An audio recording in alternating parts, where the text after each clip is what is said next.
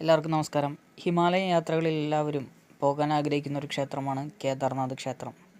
2022 August മാസത്തിൽ ഞാൻ നടത്തിയ കേദാർനാഥ് ക്ഷേത്രത്തിൻ്റെ യാത്രയെക്കുറിച്ച് ഉള്ള ചെറിയൊരു വിവരണം ആണ് ഇതിൽ ഞാൻ ചേർത്തിട്ടുള്ളത്. തൃശ്ശൂരിൽ നിന്ന് ട്രെയിൻ മാർഗം ഞങ്ങൾ യാത്ര ആരംഭിച്ചു. ഋഷികേശ് വരെ ട്രെയിനിലാണ് ഞങ്ങൾ പോയത്. ആദ്യത്തെ ദിവസം ഋഷികേശിലെത്തിയതിന് ശേഷം ഞങ്ങൾ ഋഷികേശിൽ സ്റ്റേ ചെയ്യുകയാണ് ചെയ്തത്. ഋഷികേശ് റെയിൽവേ സ്റ്റേഷൻ്റെ അവിടെ നിന്ന് ഒരു 3 കിലോമീറ്ററാണ് ബസ് സ്റ്റാൻഡിലേക്കുള്ള ദൂരം. അവിടെ നിന്ന് ഞങ്ങൾ ഓട്ടോറിക്ഷ പിടിച്ച് ബസ് സ്റ്റാൻഡിലെത്തിയതിന് ശേഷം ഞങ്ങൾ ആദ്യം ചെയ്തത് പിറ്റേ ദിവസമാണ് അതായത് ഞങ്ങൾ ഉച്ചയ്ക്ക് ശേഷമാണ് ഋഷികേശിലെത്തിയത്. പിറ്റേ ദിവസം കാലത്താണ് കേദാർനാഥിലേക്ക് പോകാനുള്ള ബസ്സുകൾ ഉള്ളത് എന്ന് ഞങ്ങൾ അവിടെ അന്വേഷിച്ചപ്പോൾ അറിയാൻ സാധിച്ചു. അതിനുശേഷം ബസ് സ്റ്റാൻഡിന് തൊട്ട് തന്നെ നമുക്ക് ഈ കേദാർ ബദരി ഇതുപോലുള്ള ചാർധാം യാത്രകൾ രജിസ്റ്റർ ചെയ്യാനുള്ള വ്യവസ്ഥ അവിടെ തന്നെ ബസ് സ്റ്റാൻഡിന് തൊട്ടടുത്ത് തന്നെ ഉണ്ടായിരുന്നു. ഞങ്ങൾ ഓൺലൈനിൽ രജിസ്റ്റർ ചെയ്തതുകൊണ്ട് പിന്നീട് ഞങ്ങൾക്ക് അത് വേണ്ടി വന്നില്ല. അതിൻ്റെ തൊട്ടിപ്പുറത്തായിട്ട് തന്നെ ഈ കേദാർനാഥ് ബദ്രിനാഥ് ഒക്കെ പോകാനുള്ള ബസ്സുകൾ ബുക്ക് ചെയ്യണ കൗണ്ടർ അതിൻ്റെ തൊട്ടിപ്പുറത്ത് തന്നെ ഉണ്ടായിരുന്നു. ഞങ്ങൾ ആദ്യം തന്നെ ബസ് സ്റ്റാൻഡിൽ ചെന്നിറങ്ങി അവിടെ ചെന്ന് ടിക്കറ്റ് ബുക്ക് ചെയ്തു. ഒരാൾക്ക് 500 രൂപയാണ്. സോനപ്രയാഗ് വരെയാണ് ബസ് പോവുക. സോനപ്രയാഗ് വരെ 500 രൂപയാണ് ഒരാൾക്ക് ബസ് ടിക്കറ്റ്. പിറ്റേ ദിവസം രാവിലെ 5 മണിക്ക് ഞങ്ങൾ ബസ്സിൽ യാത്ര ആരംഭിച്ചു. നമ്മൾ ഈ യാത്ര ചെയ്യുന്ന സമയത്ത് ശ്രദ്ധിക്കേണ്ട ഒരു കാര്യം എന്ന് പറഞ്ഞു കഴിഞ്ഞാൽ നമ്മുടെ കയ്യിൽ അത്യാവശ്യം വേണ്ട ലഘുഭക്ഷണ സാധനങ്ങൾ നമ്മുടെ കയ്യിലുണ്ടായിരിക്കണം. വെള്ളം, ബിസ്ക്കറ്റ്, അതുപോലെ ആപ്പിള്, അതുപോലുള്ള കാര്യങ്ങൾ നമ്മുടെ കയ്യിൽ കരുതാൻ നമ്മൾ പ്രത്യേകം ശ്രദ്ധിക്കണം ഇത്തരത്തിലുള്ള യാത്ര പോകുന്ന സമയത്ത്. അങ്ങനെ ഞങ്ങൾ ബസ്സിൽ യാത്ര തിരിച്ചു. 8 മണിയോടടുത്ത് പകുതി 8 മണി ഒരു 3 മണിക്കൂർ 5 മണിക്ക് യാത്ര തിരിച്ചൊരു 3 മണിക്കൂർ യാത്ര ചെയ്തതിന് ശേഷം കാലത്തെ ഭക്ഷണം കഴിക്കാനായിട്ട് വണ്ടി നിർത്തുകയുണ്ടായി. അപ്പോൾ നമ്മൾ കേരളത്തിൽ നിന്നാണ് വരുന്നത്. എൻ്റെ ആദ്യത്തെ ഹിമാലയ യാത്രയായിരുന്നു. അപ്പോൾ നമുക്ക് പിന്നീട് കാണുന്നതെല്ലാം ഋഷികേശിൽ നിന്ന് അങ്ങോട്ട് കയറി പിന്നീട് കാണുന്നതെല്ലാം നമുക്ക് ആശ്ചര്യമാണ്. നമ്മുടെ പർവ്വതങ്ങൾ, അതിൻ്റെ ഇടയിൽ കൂടെ ഒഴുകുന്ന നദികൾ, മലമടക്കുകളിലൂടെയുള്ള യാത്ര എല്ലാം നമുക്ക് ആദ്യത്തേതാണ്. അപ്പോൾ നമ്മൾക്ക് അതിൻ്റെ ഒരു എക്സൈറ്റ്മെൻറ്റ് ഉണ്ടായിരിക്കും. അപ്പോൾ ഭക്ഷണം കഴിക്കാനായിട്ട് ഇറങ്ങിയ സമയത്ത് എടുത്ത വീഡിയോ ആണ് ബാക്ക്ഗ്രൗണ്ടിൽ നിങ്ങൾക്ക് ഇപ്പോൾ കാണാൻ സാധിക്കുന്നത്. അങ്ങനെ വീണ്ടും യാത്ര ആരംഭിച്ച് ഉച്ചയോടടുത്ത് ഏകദേശം ഒരു 6 മണിക്കൂർ 7 മണിക്കൂർ യാത്രയ്ക്ക് ശേഷം ഞങ്ങൾ സോനപ്രയാഗിലെത്തി. അവിടെയും നമുക്ക് ഈ യാത്ര രജിസ്റ്റർ ചെയ്യാനുള്ള വ്യവസ്ഥ അവിടെ ഉണ്ടാവും. സോനപ്രയാഗ് വരെയാണ് ബസ് പോവുക. അതുപോലെ ഈ പ്രൈവറ്റ് വണ്ടികളിൽ വരുന്ന ആളുകൾക്കും സോനപ്രയാഗിൽ പാർക്കിംഗ് സൗകര്യമുണ്ട്. സോനപ്രയാഗ് വരെയാണ് ഈ വണ്ടികളെല്ലാം പോവുകയുള്ളൂ. അപ്പോൾ വേണമെങ്കിൽ നമുക്ക് സോനപ്രയാഗിൽ റൂം എടുത്ത് സ്റ്റേ ചെയ്യാം. അല്ലെങ്കിൽ നമുക്ക് അവിടെ നിന്ന് 5 കിലോമീറ്ററാണ് ഗൗരികുണ്ടിലേക്കുള്ളത്. ഗൗരികുണ്ടിലേക്ക് പോകാനായിട്ട് ഷെയർ ടാക്സി സൗകര്യമാണ്. ഒരാൾക്ക് 50 രൂപയാണ് ഷെയർ ടാക്സിയിൽ കയറാനായിട്ട് വേണ്ടത്. അങ്ങനെ ഞങ്ങൾ സോനപ്രയാഗിൽ ഇറങ്ങി ഷെയർ ടാക്സി പിടിച്ച് ഗൗരികുണ്ടിലെത്തി.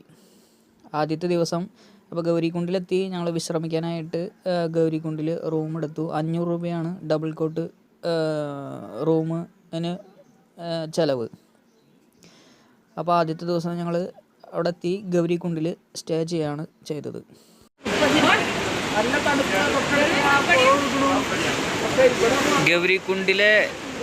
ഗൗരികുണ്ട് എന്ന് പറയുന്ന കുളത്തിൻ്റെ അരികെയാണ് ഞങ്ങൾ നിൽക്കുന്നത്. ഇവിടെ പുറത്ത് ഭയങ്കര തണവാണ്. അപ്പോൾ ഈ സമയത്ത് ഗൗരികുണ്ടിലെ കുളത്തിൽ നോക്കിക്കഴിഞ്ഞാൽ വെള്ളം തിളക്കുകയാണ്. ചൂടുവെള്ളമാണ് ഈ കുളത്തിൽ. അപ്പോൾ ഈ വെള്ളം തിളയ്ക്കുന്ന കാഴ്ചയാണ് ഇപ്പോൾ കാണുന്നത്. നമ്മൾ പുക അങ്ങനെ വരുന്നുണ്ട്. ക്യാമറയിൽ ചിലപ്പോൾ അത് കാണാൻ പറ്റുന്നുണ്ടാവില്ല. നമുക്ക് ഇവിടെ കാണാനായിട്ട് സാധിക്കും. ഇങ്ങനെ കുമിളകൾ വരുന്നത്, വെള്ളം തിളയ്ക്കണത് നമുക്ക് കാണാനായിട്ട് സാധിക്കും ഇതിൽ നോക്കിക്കഴിഞ്ഞാൽ. ഇത് ഗൗരികുണ്ട്. ഇതിന് തൊട്ടടുത്ത് ഗൗരി ദേവിയുടെ ഒരു ക്ഷേത്രമുണ്ട്. ഞങ്ങൾ കേദാർനാഥ് യാത്രയുടെ പ്രാരംഭഘട്ടത്തിൽ ഇവിടെ ഇന്ന് സ്റ്റേ ആണ്. അപ്പോൾ എല്ലാവർക്കും ഇപ്പോൾ തെളിഞ്ഞ് കാണാവുന്നതാണ്.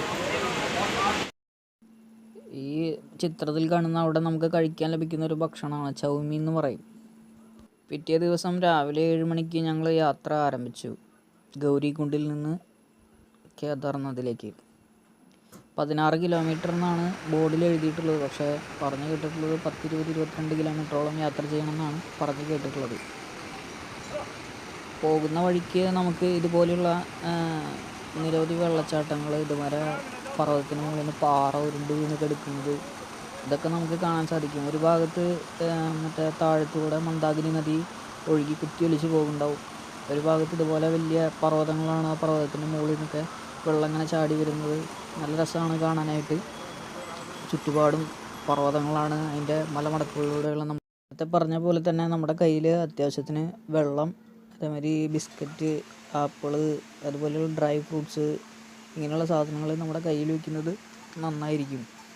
നമ്മൾ കയറുന്ന സമയത്ത് വഴിയരികിലൊക്കെ നമുക്ക് ചായയും, ഇതുപോലെ ചൗമീൻ, അതുപോലെ ന്യൂഡിൽസ്, പിന്നെ ആലു പൊറോട്ട, ഇവയെല്ലാം ലഭിക്കും. പക്ഷെ നമ്മുടെ കൈവശം ഇത്തരത്തിലുള്ള ഭക്ഷണം വയ്ക്കുന്നത് നന്നായിരിക്കും.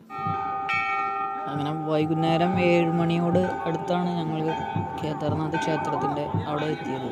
അതായത് ആദ്യത്തെ ഒരു 7-8 കിലോമീറ്റർ നമുക്ക് തരക്കേടില്ലാതെ ശബരിമലയ്ക്കൊക്കെ പോകുന്ന പോലെ നമുക്ക് നടക്കാനായിട്ട് സാധിക്കും. പിന്നീട് വരുന്ന 9ഓളം കിലോമീറ്റർ ഇത്തിരി ബുദ്ധിമുട്ടാണ്. അതായത് അവസാനം വരുന്ന 3 കിലോമീറ്റർ ഇത്തിരി ബുദ്ധിമുട്ടാണ്. നമുക്ക് ശ്വാസത്തിൻ്റെ പ്രശ്നമൊക്കെ വരാൻ സാധ്യതയുണ്ട്.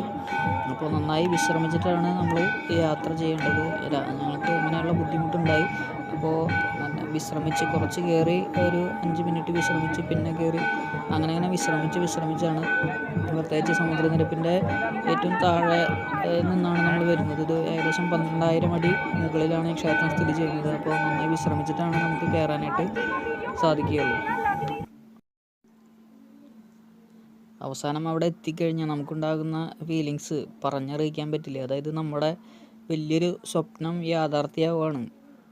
അത്ര എല്ലാവർക്കും എത്തിപ്പെടാൻ സാധിക്കാത്ത ഒരു സ്ഥലത്ത്, അതായത് ഹിമാലയത്തിൻ്റെ നമ്മുടെ സമുദ്രനിരപ്പിൽ നിന്ന് ഏകദേശം 12,000 അടി മുകളിലേക്ക് ഉള്ള കേദാർനാഥ് ധാമം, പരമമായിട്ടുള്ള ധാമത്തിലെത്തി നമ്മുടെ ചുറ്റുപാടൊക്കെ വീക്ഷിക്കുന്ന സമയത്ത് നമുക്ക് നമ്മുടെ ആ മനസ്സിലുള്ള ഫീലിങ്സ് അടക്കാനായിട്ട് പറ്റില്ല. നമുക്ക് അത്രയ്ക്കും പറഞ്ഞറിയിക്കാൻ പറ്റാത്തൊരു അനുഭവമാണ് നമുക്ക് അതിൻ്റെ മുകളിൽ എത്തിക്കഴിഞ്ഞാൽ. അപ്പോൾ ഞങ്ങൾ ഏകദേശം 7 മണിയോട് കൂടിയിട്ട് അവിടെ എത്തി. ആരതിയുടെ സമയമായിരുന്നു. 8 മണിക്കാകുമ്പോൾ നട അടയ്ക്കും. ഇനി നാളെ രാവിലെയാണ് തൊഴാനായിട്ട് സാധിക്കുക. നാളെ രാവിലെ ഉള്ളിൽ കിടന്ന് തൊഴണം.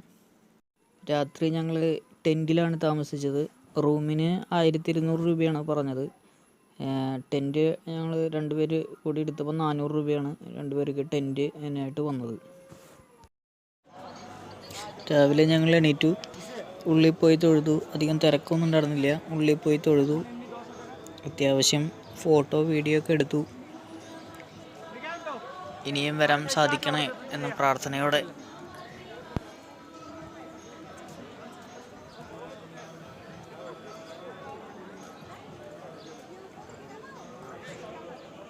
ചുറ്റുഭാഗം നോക്കിക്കഴിഞ്ഞാൽ നമുക്ക് മഞ്ഞുമലയും അതുപോലെയുള്ള കാര്യങ്ങളൊക്കെ നമുക്ക് കാണാനായിട്ട് സാധിക്കും.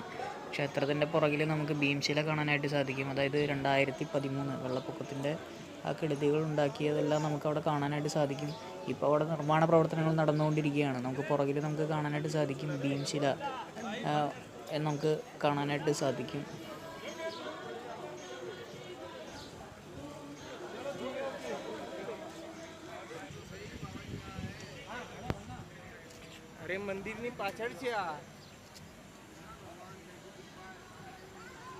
ഇതാണ് 2013 വെള്ളപ്പൊക്കമുണ്ടായ സമയത്ത് ക്ഷേത്രത്തിൻ്റെ അതേ വീതിയിൽ ക്ഷേത്രത്തിന് പുറകിൽ വന്ന് നിന്നിട്ടുള്ള ഭീംശില.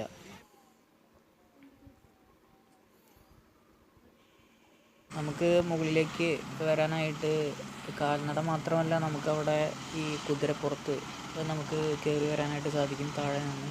അതുപോലെ തന്നെ ഇതുപോലെ നമുക്ക് ചിത്രത്തിൽ കാണുന്ന പോലെ ഹെലികോപ്റ്റർ സർവീസ് ഉണ്ട്. ഹെലികോപ്റ്റർ സർവീസിൽ നമുക്ക് വിവിധ ഭാഗങ്ങളിൽ നിന്ന് ഹെലികോപ്റ്ററിൽ നമുക്ക് വരാനായിട്ട് സാധിക്കും.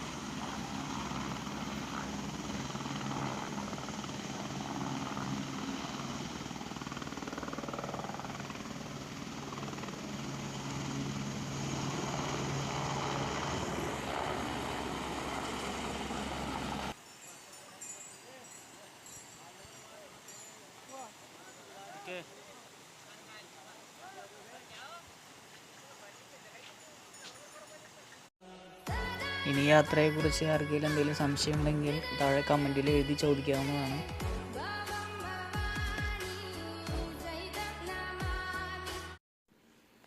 വീഡിയോ ഇഷ്ടപ്പെട്ടെങ്കിൽ എല്ലാവരും ലൈക്ക് ചെയ്യുക, ചാനൽ സബ്സ്ക്രൈബ് ചെയ്യുക. അടുത്തൊരു യാത്രയുടെ വീഡിയോ ആയി കാണുന്നത് വരെ എല്ലാവർക്കും നമസ്കാരം.